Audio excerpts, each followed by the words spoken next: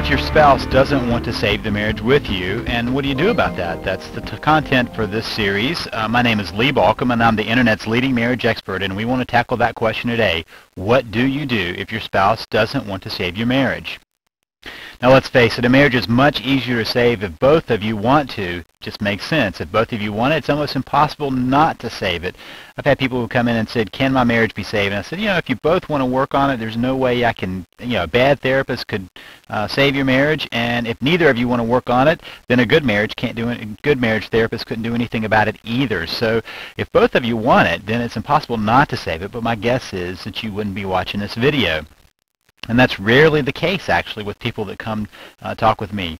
Usually one is more interested than the other is in saving that marriage, and sometimes only one is interested at all. The other is completely disinterested. So first of all, let's just say that it's not impossible to save a marriage just because only one person wants to save it. Many times only one wants to, and the marriage is saved.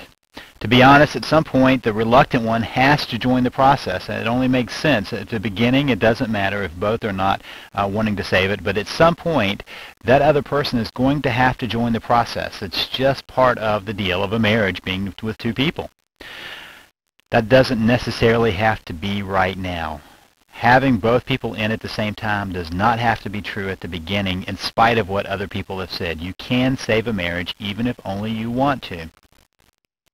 If you want to save your marriage, I say give it a try, even if you are alone in doing that, because if it's important to you, then you should honor your convictions to try to save that marriage, and don't allow yourself to be discouraged if things aren't going the way you want them to be.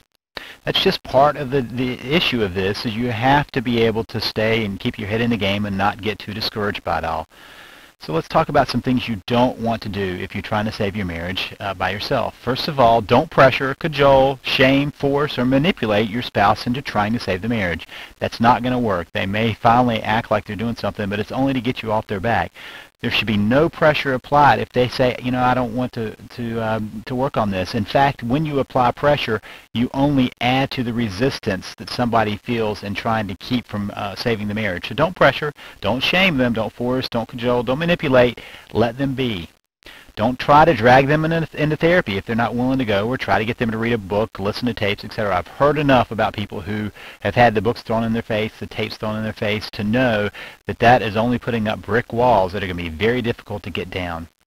And finally, don't try to read the tea leaves. What I mean by that is when we're in a crisis, we begin to try to read into the things we see. And read the tea leaves is what the gypsies used to do to tell fortunes, and they would just swirl around the tea and look at what they saw in there and try to tell a fortune.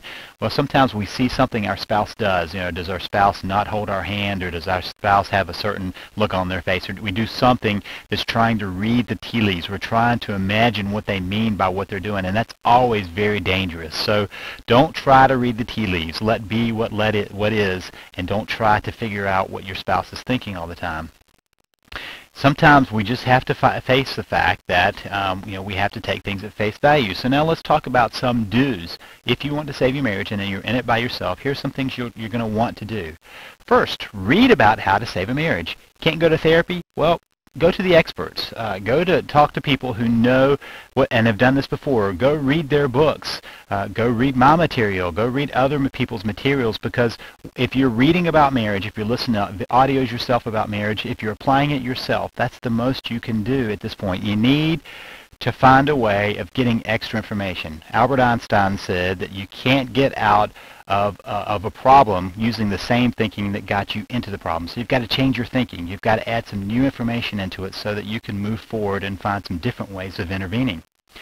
Act on what you read, though. Don't just read. A lot of people have books stacked beside their bed, and they've read and read and read and read, but they don't apply them. So you're going to have to apply that if you want to.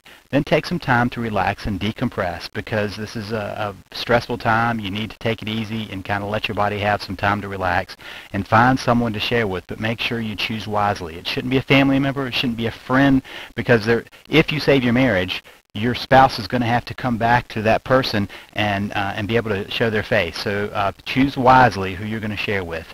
And if you want to learn more about saving your marriage, go now to www.savethemarriage.com. That's www.savethemarriage.com.